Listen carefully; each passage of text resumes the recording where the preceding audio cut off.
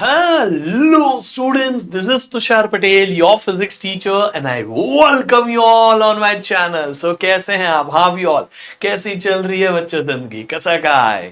So हम कर रहे हैं rotational dynamics, rotational motion in one shot. जी हाँ, आज मैं आपको रोटेशनल मोशन पूरा सिखाऊंगा, डिटेल में हर एक कॉन्सेप्ट को सिखाऊंगा। उसी के साथ में आपको बहुत सारे क्वेश्चंस भी बताऊंगा कि इस चैप्टर के बेस जो क्वेश्चंस होते हैं उन क्वेश्चंस को आप कैसे अटेम्प्ट कर सकते हैं। एज यू कैन सी, हर एक टॉपिक के ऊपर कई सारे क्वेश्चंस हैं। बहुत सारे क्वेश्चन आपको कैसे किए जाते उसके अप्रोच सिखाऊंगा, ताकि आपको इस चैप्टर के जो प्रॉब्लम सॉल्विंग्स है उसमें कभी प्रॉब्लम ना आए, है ना। मैंने आप सभी को मेरे टेलीग्राम चैनल पे पूछा था कि which chapter you find the most difficult. So majority students का सवाल जवाब था, मतलब कि they find rotational motion very difficult and I was surprised, I was shocked. भाई, ये चैप्टर डिफिकल्ट है बट नीट के लिए डिफिकल्ट नहीं है। This is difficult for JEE mains and JEE advance purpose. आपको अभी ये चैप्टर लिटरली डिफिकल्ट नहीं है, क्योंकि सिलेबस काफी छोटा हो चुका है नीट के हिसाब से इस चैप्टर का। तो आपको इस चैप्टर को मस्त में समझा दूंगा, आपसे हर एक सवाल बनने लगेंगे, ये मेरी गारंटी है। So just after the end of this session you will literally feel very confident in this chapter. And let me tell you very first thing, ये सबसे पहला चैप्टर था जो मैंने अपनी जिंदगी में पढ़ाया था। तो आप सभी को उसी चैप्टर को पढ़ाना, उस चैप्टर को आसान बना के देना, this is going to be my motivation for today's class. And let's get started with rotational dynamics. सबसे पहले बहुत बेसिक सी बातें कर लेते हैं, ठीक है। रोटेशनल डायनामिक्स में सबसे पहली और बेसिक सी चीज आती है, that is rigid body. Rigid body कैसी बॉडी होती है? एनीथिंग जिसका शेप कभी दुनिया में नहीं बदल सकता। मतलब दुनिया में कुछ भी हो जाए, तबाही आ जाए, आंधी आ जाए, इसको खींचो, तोड़ो, मरोड़ो, कुछ भी हो जाए, ये बॉडी का शेप नहीं बदलेगा। यानी कि आप टेक्निकली उसकी बात करोगे, rigid body is a kind of body where distance between any two particle never changes. ये जो ए और बी पार्टिकल, कोई भी रैंडम दो पार्टिकल आप पकड़ सकते हो, उसके बीच का डिस्टेंस कभी नहीं बदलना चाहिए। अगर कोई ऐसी बॉडी है then it is rigid body, ठीक है। तो रिजिड बॉडी को ही हम यहां पे पढ़ते हैं। हम सोचो कोई ऐसी बॉडी पढ़े जिसको घुमाते वक्त वो ऐसे स्ट्रेच हो जाए, जैसे पानी हो जाता है, बाहर चले जाता है घुमाते वक्त, तो वैसी बॉडी हम यहां नहीं पढ़ रहे, हम सिर्फ और सिर्फ रिजिड बॉडीज पढ़ रहे हैं। सो रिजिड बॉडीज की ये डेफिनेशन आपको यहां पे दिखा रहा हूं। आइडियल केस में रिजिड बॉडी एग्जिस्ट ही नहीं कर सकती, बट प्रैक्टिकली हम पत्थर को, कोई सॉलिड चीज को रिजिड मान सकते हैं। Any solid material is now considered as rigid as of now, इस चैप्टर के थ्रू आउट, ठीक है। बाकी हम रोटेशनल मोशन को सिर्फ रिजिड बॉडी के लिए पढ़ते हैं। रोटेशनल मोशन क्या होता है? तो रोटेशनल मोशन इज समथिंग जो सिर्फ अपने एक्सिस के अबाउट घूमना, मतलब बॉडी का कोई एक्सिस है उसके अबाउट घूमना, ठीक है। जैसे कि अर्थ का डे और नाइट जो होता है, that is because of rotational motion. Earth उसके खुद के एक्सिस के अबाउट रोटेट करती है, उस एक्सिस ऑफ रोटेशन को बॉडी के अंदर पा रहे हो आप, है ना। तो ये है रोटेशनल मोशन। लेकिन वही अर्थ आप अगर ध्यान से देखोगे तो सन के आसपास सर्कुलर मोशन कर रही है, वो सन के आसपास घूम रही है, रिवॉल्व कर रही है। This is called a circular motion and not rotational. So please do not get confuse. हमारी दुनिया में जो हम कह सकते हैं एक साल होता है, वो सर्कुलर मोशन की वजह से होता है। एक दिन होता है, वो रोटेशनल मोशन की वजह से होता है। तो प्लीज मेक श्योर। अब आप बोलोगे सीजन्स किन की वजह से होती है? तो seasons are just because of this tilted axis. ये एक्सिस ऐसे होता है ना तो सीजन्स नहीं होती, ये एक्सिस टिल्टेड है, इसीलिए सीजन्स है हमारे यहाँ पे। एनी विच वेज, तो आई होप आपको समझा difference between circular and rotational motion.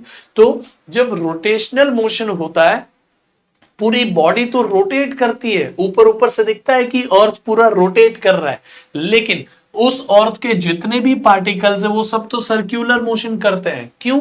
whenever body rotates particle performs circular motion. अब देखो, अगर मुझे आप एज अ होल बॉडी समझोगे तो मेरे हाथ में जो ये पेन है, मेरा हाथ है, सेपरेटली सिर्फ हाथ है ना, ये सारी चीजें रोटेट की जगह सर्कल करेगी। अब देख लो, अभी मैं रोटेट करूंगा तो देखो पेन जो थी ना वो यहां थी, वो ऐसे हो गई, है ना। तो पेन अगर ऐसे जा रही है तो सर्कुलर मोशन कर रही है। आप देख लो, पेन तो सर्कुलर मोशन कर रही है. So whenever body performs rotational motion, each and every particle on that body performs circular motion.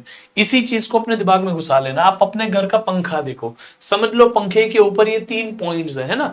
तो फैन के ये जो तीनों पॉइंट्स है, जब फैन पूरा ऐसे रोटेट करेगा तो पंखा घूमेगा. तो हर एक पार्टिकल जो है वो सर्कल में रिवॉल्व करेगा. आप देख सकते हो यहां पे. तो every particle will perform circular motion. Clear हो गया. ये सिंपल सी चीज है.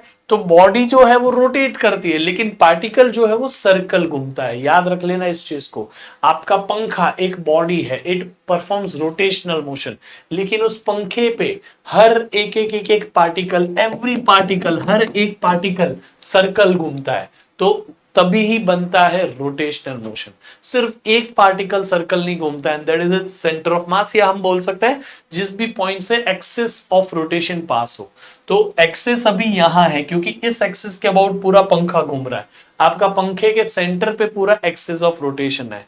तो इस चीज को दिमाग में रख लेना. Except for the particle which is along the, except for those particles which are along the axis of rotation. Axis of rotation पे जो है ना, वो उनको सर्कल घूमने की जरूरत ही नहीं है. इसको क्यों सर्कल घूमने का है ना. ये पार्टिकल सर्कल घूमेगा, ये सर्कल घूमेगा, ये नहीं घूमेगा क्योंकि यहीं से तो एक्सिस पास हो रहा है. सो ये बेसिक लॉजिक है. ठीक है. बाकी इस चीज को दिमाग में रखो कि whenever body performs rotational motion, each and every particle performs circular motion. अब आपको जैसे ही ये पता चल गया तो सर्कुलर मोशन की याद आ गई. सर्कुलर मोशन में कुछ हमारे पास टर्म्स थी, जैसे angular displacement, angular velocity, angular acceleration. एक बेसिक सा आइडिया दे देता हूं. अगर हम पहले यहां थे, सर्कल घूम के यहां गए, तो हमने कितना एंगल ट्रैवल किया ना, that angle is called as angular displacement. Angle के टर्म्स में displacement, it is called as angular displacement. अब ये एंगल कितनी स्पीड से ट्रैवल कर रहे हो, that is its angular speed और angular velocity in vector term. उसी तरह से ये स्पीड कितनी बढ़ रही है, एंगल कवर करते करते हम फास्ट हो रहे हैं, स्लो हो रहे हैं एंगल कवर करते हुए, तो उसको बोलते हैं angular acceleration. So angular displacement, angular velocity, angular acceleration, this are angular terms जो सर्कल घूमते वक्त में काम आती है. और उन्हीं टर्म्स के साथ हम बात कर रहे हैं. जैसे अगर मैं मान लू ये पार्टिकल, ये पार्टिकल, ये पार्टिकल, ये पार्टिकल, तो ये तीनों particle same amount of angle cover करेंगे जब ये बॉडी रोटेट करेगी, है कि नहीं. तो जब एंगल सेम कवर हो रहा है, आप देख सकते हो तीनों ने, मतलब जितने भी पार्टिकल है सबने सेम एंगल कवर किया. बॉडी यहां थी, अब यहां हो गई, तो सबने सेम एंगल कवर किया, है ना. जब सबका एंगल कवर्ड सेम है तो इसका मतलब एंगुलर डिस्प्लेसमेंट सेम है. उसी तरह से कितना समय लगेगा, सब यहां पे सेम टाइम पे थे, यहां पहुंचेंगे, पूरी बॉडी तो साथ में ही पहुंचेगी ना. तो यहां पे जिस टाइम पे थे, बाद में यहां पे भी साथ में ही रहेंगे. तो क्योंकि पूरी बॉडी को घूम के जाना है, तो हर कोई पार्टिकल साथ में ही सेम टाइम में ही सेम एंगल कवर कर रहा है. इसका सिंपल सा मतलब हो गया एंगुलर वेलोसिटी भी सेम है. Just because angular velocity same है, हर कोई साथ में ही सर्कल कर रहा है पार्टिकल, तो एंगुलर एक्सेलरेशन भी सेम होगा. So every particle those are performing rotational motion will have same angular displacement, same angular velocity, same angular acceleration. ये अपने दिमाग में घुसा देना. This is the basics we are अभी बेसिक्स वी आर डूइंग. बेटा हम अभी ना बेसिक्स क्लियर कर रहे हैं. ठीक है. अपने दिमाग में इन बेसिक्स को घुसा देना, क्योंकि ये बेसिक्स सबसे ज्यादा इंपॉर्टेंट है. यही आपका पूरा चैप्टर का बेस बनाएंगे. सो दिमाग में डाल दो कि angular displacement, angular velocity, angular acceleration is same for all the particles performing rotational motion. ठीक है. अब जब तीनों पार्टिकल की एंगुलर टर्म, मतलब सारे पार्टिकल की एंगुलर टर्म सेम है, तो फर्क क्या है, हर पार्टिकल अलग अलग है. ये अलग है, ये अलग है, ये अलग है, ये अलग है. डिफरेंस क्या है सब में. एक्सिस अगर ये है जिसके अबाउट पूरा बॉडी रोटेट कर रहा है, एक्सिस से हर पार्टिकल तक का डिस्टेंस अलग है ना. तो क्या हम बोल सकते हैं एक्सिस से हर पार्टिकल तक का डिस्टेंस, यानी कि इस पार्टिकल का रेडियस, इस पार्टिकल का रेडियस, हाँ वो आप उसको रेडियस वेक्टर बोलो, पोजीशन बोलो, मतलब उस पार्टिकल की पोजीशन बोलो, या उस पार्टिकल का डिस्टेंस बोलो, या उस पार्टिकल का सर्कल का रेडियस बोलो, एक ही तो बात है. तो every particle has a different position. तो हर किसी का एक्सिस ऑफ रोटेशन से, क्योंकि डिस्टेंस अलग है, इसीलिए एवरी पार्टिकल इज डिफरेंट. तो हर पार्टिकल का लीनियर टर्म भी डिफरेंट रहेगा। क्या? लीनियर टर्म डिफरेंट रहेगा। क्यों? एस क्या होता है? एस इज लीनियर डिस्प्लेसमेंट, जो कि आर अल्फा आर थीटा होता है। तो एस तो आर और थीटा पे डिपेंड करता है। थीटा सेम है सबका, लेकिन आर तो अलग अलग है ना सबका, तो इसीलिए एस अलग है। V is equal to r omega. V अलग क्यों है? क्योंकि आर सबका अलग अलग है, ओमेगा भले सबका सेम है। V is equal to r omega, omega सबका सेम है, लेकिन आर तो सबका अलग अलग है ना। Position is different for every particle. इसी तरह a is equal to r alpha, alpha सबका सेम है, लेकिन आर तो सबका अलग है। तो a is equal to r alpha के हिसाब से भी ए, वी और एस, ये तीनों is different for different different particle. आप देख सकते हो एक्सिस ऑफ रोटेशन से हर पार्टिकल अलग अलग आर पे है, इसीलिए every particle will have different S, क्योंकि आर थीटा अलग हो जाता है। हर किसी का आर अलग है, तो आर इंटू थीटा सबका अलग अलग है, इसलिए एस अलग अलग है। सेम केस में वी और ए। आई होप आपको समझा। So this is the basics we need. अब इसी लॉजिक को आप यहाँ पे यूज करके ये बेसिक बेसिक बातें जान सकते हो रोटेशनल मोशन की। ठीक है, बाकी रोटेशनल मोशन तीन तरीके के हम बोल सकते हैं। Rotation about fixed axis, rotation about an axis in translational motion, यानी कि रोलिंग मोशन की बात कर रहा है ये सब। Rotation about an axis in rotation, axis खुद रोटेट कर रहा है और उसमें बॉडी भी रोटेट कर रही है, तो ये चीज है। अब अभी के लिए हम सिर्फ फर्स्ट वाला ही हमारे नीट के सिलेबस में, तो सिर्फ उसी के ऊपर डिस्कशन करेंगे, x rotation about a fixed axis. ठीक है, जैसे आपका पंखे का एग्जांपल लिया, उसका एक्सिस फिक्स है, उसी के अबाउट पूरा पंखा रोटेट करेगा जिंदगी भर, तो वो हो गया हमारा फिक्स्ड एक्सिस के about rotation. As of now देखो, अर्थ का एक्सिस खुद भी चेंज हो रहा है। ठीक है, अर्थ का एक्सिस खुद मूव हो रहा है, लेकिन हम सिर्फ अर्थ को देखें, है ना, तो अर्थ का एक्सिस फिक्स मान सकते हैं और उसके अराउंड अर्थ रोटेट कर रहा है, तो वैसे मोशंस की अभी हम बात कर रहे हैं। ठीक है, आई होप आपको समझा ये बेसिक बेसिक बातें यहाँ पे। सीलिंग फैन का रोटेशन हो गया, कोई हम यहाँ पे पेन ऐसे घुमा रहा हूं ये हो गया, या कोई हम डोर खोल रहे हैं, डोर खोलना बंद करना, ये रोटेशन हो गया, ये सारी चीजें। ठीक है, एक्सिस ऑफ रोटेशन के बारे में आई होप आपको आइडिया लग गया। जिस एक्सिस के अबाउट पूरा बॉडी रोटेट कर जाए वो हमारा एक्सिस ऑफ रोटेशन है।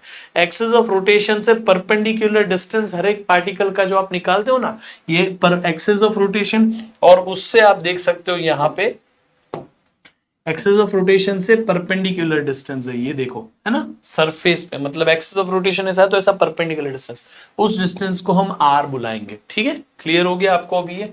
अब हम आगे बढ़ते हैं इसी में। ठीक है, नाउ लेट्स गो अहेड। बाकी बेसिक सी बातें हैं, इसके लिए इतना सारा दिमाग लगाने की जरूरत नहीं है। ठीक है, आप इस क्वेश्चन को बेसिकली आंसर करना सीखो। In a rotation motion of a rigid body, all particles move with the what?